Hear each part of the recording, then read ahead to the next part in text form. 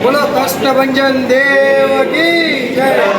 साळंगपुर धाम की, हनुमान जी महाराज की। अपना तेज मारो आपे तीनों लोग हाक दे कापे, भूत पिशाच निकट नहीं आवे, महावीर जब नाम सुनावे। કેમ છો મિત્રો, સ્વાગત છે તમારું અમારી YouTube ચેનલ VR ક્રિએશનમાં। આજે આપણે આવી ગયા છીએ સાળંગપુર હનુમાનજી મંદિર ધામ। તમે આપણી પાસે જોઈ શકો છો સાળંગપુર ધામ છે। આજે આપણે દાદાના દર્શન કરીશું, પ્રસાદ લઈશું અને આખા મંદિરને ડિસ્ક્રાઇબ કરીશું આજના વિડીયોમાં। જો તમને ગમે તો લાઈક શેર સબસ્ક્રાઇબ કરવાનું ભૂલતા નહીં। ચાલો મળીએ મંદિરની અંદર।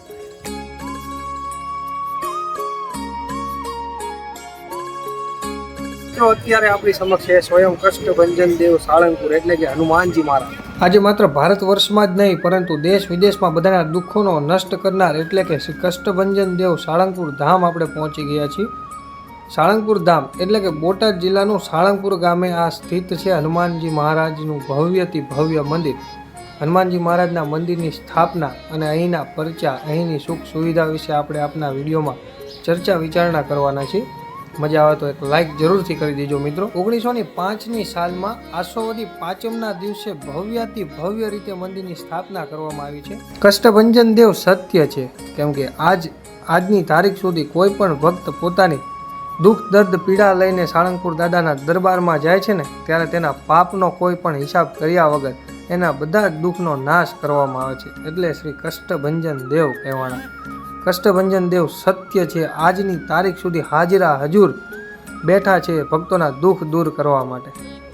સ્વામિનારાયણ ભગવાન દ્વારા એવો આશીર્વાદ અપાયો છે કે જે કોઈ ભક્ત તેલ, ભોગ આદિ કોઈ પણ પ્રસાદ હનુમાનજી મહારાજને ચડાવશે, હનુમાનજી મહારાજ એ ભક્તના બધા જ દુઃખ હરી લેશે અને એનું જીવન આનંદમય બનાવશે। હનુમાનજી મહારાજના મંદિરમાં કોઈ પણ નાત જાત જોવામાં આવતી નથી। હજારોની સંખ્યામાં ભાવિક ભક્તો પોતાના દુઃખ લઈને હનુમાનજી મહારાજ પાસે આવે છે અને દાદા બધાયના દુઃખનો નાશ કરે છે। આજે જે તમે મૂર્તિ જોઈ રહ્યા છો એ મૂર્તિ કોઈ શિલ્પીએ નહીં પરંતુ કાના નામના કડિયાએ બનાવેલી છે। બોલો કષ્ટભંજન દેવ કી જય। સાળંગપુર ધામ કી, હનુમાનજી મહારાજ કી।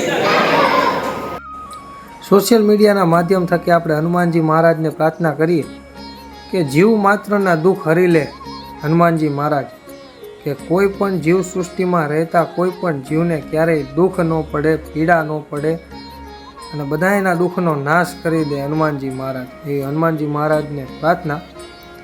અત્યારે તમે જે મિત્રો આ મહેલ જોઈ રહ્યા છો આ દરબારગઢ છે કે જ્યાં સ્વામિનારાયણ ભગવાન આવતા અને એ સમયે ઉતારો લેતા। અત્યારે મોડર્ન ટેકનોલોજી સાથે ઘણા સુધારા વધારા કરી દેવામાં આવ્યા છે મંદિરની અંદર।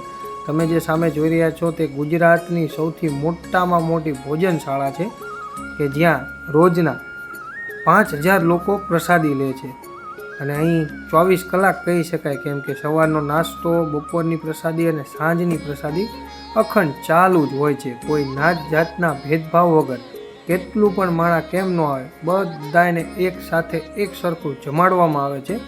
અને અહીં દરવાજા ઉપર કોઈ માણસ રાખવામાં નથી આવતો, કોઈ પાસે 5 રૂપિયાની પરચી ફળાવવામાં નથી આવતી, કોઈ વસ્તુનો ચાર્જ નહીં અને એકદમ સુવિધા સાથે આ મોટી વિશાળ એવી ભોજનશાળા તૈયાર કરવામાં આવી છે। સાળંગપુર મંદિર વડતાલ મંદિર ટ્રસ્ટના અંડરમાં આવે છે, એટલે વડતાલના જે વડીલો છે, વડીલ સંતો છે એમની દેખરેખ હેઠળ આ ભોજનશાળાનું આયોજન કરવામાં આવ્યું છે। આજે આ વિશ્વમાં પોતાની પ્રસિદ્ધિ મેળવી છે આ ભોજનશાળાએ। શ્રાવણ મહિનો કે શનિવાર હોય ત્યારે અહીં શ્રદ્ધાળુઓની ભીડ વધી જાય છે। લગભગ અંદાજિત 50,000 જેટલા શ્રદ્ધાળુઓ એકસાથે અહીં શનિવાર અને શ્રાવણ મહિનામાં ભોજન લે છે। મિત્રો, સાળંગપુરના પ્રસાદની આપણે વાત કરી। સાળંગપુર ભોજનાલયની અંદર આપણને રોટલી, ખીચડી, બટાકાનું શાક અને કઢી આ પ્રસાદ આપવામાં આવે છે। એનો ટેસ્ટ એકદમ લાજવાબ હોય છે।